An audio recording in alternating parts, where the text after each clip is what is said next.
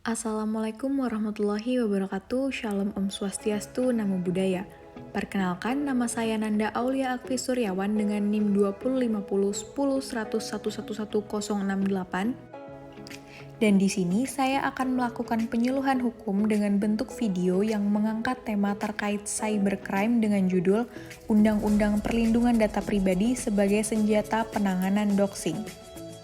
Cybercrime adalah tindakan ilegal dengan menggunakan pengetahuan teknologi komputer untuk melakukan tindakan kejahatan. Contohnya adalah kebocoran data, peretasan, pembobolan rekening, dan masih banyak lagi. Tak kalah seram, seringkali terdengar keluhan data pribadi seseorang yang dikomersialkan, digunakan, maupun dipublikasikan secara online tanpa persetujuan pemiliknya. Masalah-masalah tersebut menjadi penguat fakta bahwa perlindungan data pribadi adalah hal yang sangat krusial. Belakangan juga sedang marak dengan ancaman-ancaman doxing, penyebaran informasi pribadi yang mengakibatkan rasa tidak aman lagi bagi para pengguna internet.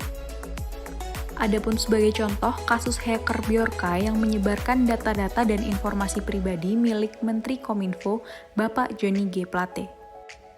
Selanjutnya, kasus dari Jeffrey Nicole yang melakukan doxing kepada salah satu netizen yang berujung permintaan maaf dari Jeffrey Nicole itu sendiri.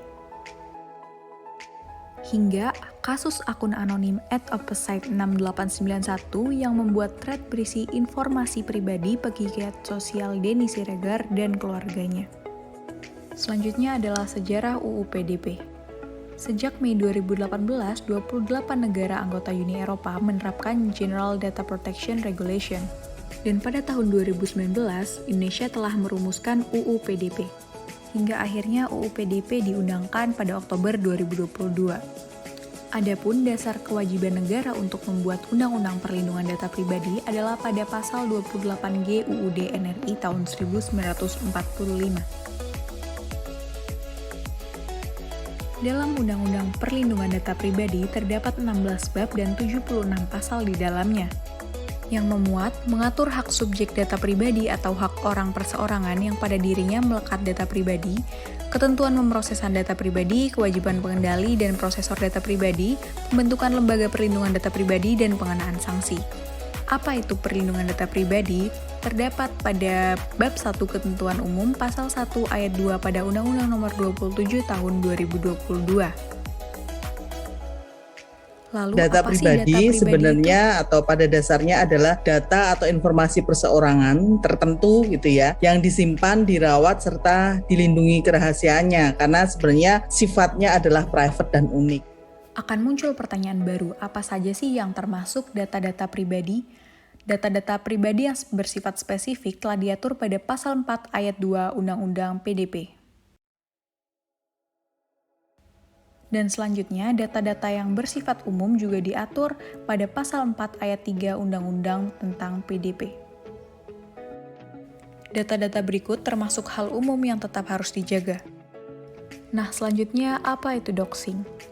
Menurut Kamus Merriam-Webster, doxing adalah istilah yang digunakan untuk mempublikasikan atau menyebarkan secara luas informasi-informasi pribadi yang bersifat privat, khususnya sebagai bentuk hukuman atau balas dendam.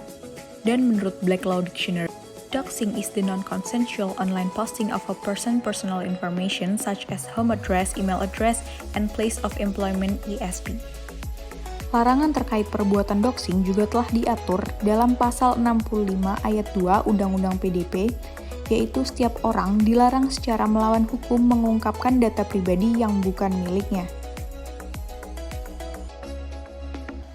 Dan dengan ketentuan pidana pada pasal 67 ayat 2, setiap orang dengan sengaja dan melawan hukum mengungkapkan data pribadi yang bukan miliknya, sebagaimana dimaksud dalam pasal 65 ayat 2, dipidana dengan pidana penjara paling lama 4 tahun dan atau pidana denda paling banyak 4 miliar rupiah. Lalu, kenapa data pribadi sangat perlu untuk dilindungi? Apakah penting? Penting ya sebenarnya. Karena sebenarnya tanpa disadari data ini itu punya nilai. Dan nilai itu buat diri kita penting dan tanpa kita sadari itu nilai juga penting buat orang lain. Buat perusahaan, buat organisasi, bahkan sebenarnya pemerintah. Hal preventif apa yang bisa dilakukan untuk mencegah doxing? Yang pertama, jangan mengunggah informasi pribadi. Yang kedua, ubah akun media sosial sampai menjadi private. Yang ketiga, hapus akun media sosial yang tidak terpakai. Yang keempat, meminimalisir pemakaian fitur lokasi pada postingan. Yang kelima, mengaturkan fitur 2-step authentication. Adapun Jadi langkah kalau lain menggunakan WiFi gratis yang ada di tempat publik, karena kita tidak tahu keamanannya di set seperti apa. Nah, kalau misalnya terpaksanya harus menggunakan WiFi yang gratis di ruang-ruang publik, hindari transaksi perbankan. Ini yang sebenarnya berbahaya kalau kita mungkin bisa bertemu dengan orang yang bisa ngehack di dalam jaringan gratis seperti itu. Udah pakai wifi buat nonton aja, nonton YouTube tuh yang gede-gede kan kuotanya tuh nggak apa-apa. Tapi kalau justru belanja ya kalau saya saranin sih mendingan pakai akses sendiri. Yap. Dari berbagai penjelasan tadi, maka bisa ditarik kesimpulan bahwa penyebarluasan informasi pribadi di media sosial atau doxing jadi bentuk kejahatan cyber yang marak terjadi. Doxing dilakukan untuk mengintimidasi dan melecehkan korban atau untuk menarik perhatian penegak hukum. Cara-cara dari doxing sendiri adalah membagikan data pribadi seperti alamat, email, hingga nomor telepon, dan doxing merupakan ancaman serius dan berbahaya. Selain dapat merusak reputasi, doxing dapat meningkatkan risiko pencurian identitas, teror, dan menyebabkan reaksi sosial yang membahayakan bagi kita semua. Baik, sekian dari saya, semoga bermanfaat dan terima kasih.